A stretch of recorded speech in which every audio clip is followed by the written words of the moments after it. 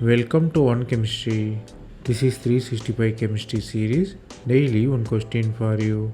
Here you have benzene and side chain you have aldehyde. Reacting with phosphine and carbon tetrabromide in zinc. Then butyl lithium. Further you are using carbon dioxide and acid hydrolysis. You have to guess what will be the final product.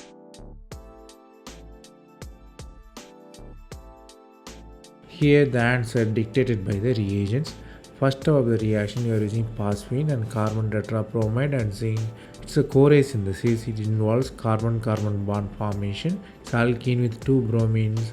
So bromine is a good leaving group. So what really happened? The hydrogen leaves. You have triple bond formation with bromine.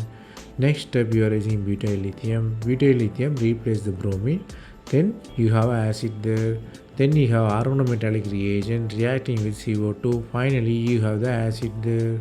Here you are starting with aldehyde, converting into alkyne, further into acid.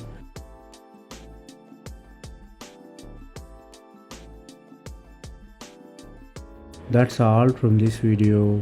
Thanks for watching. If you have any suggestion, comment below.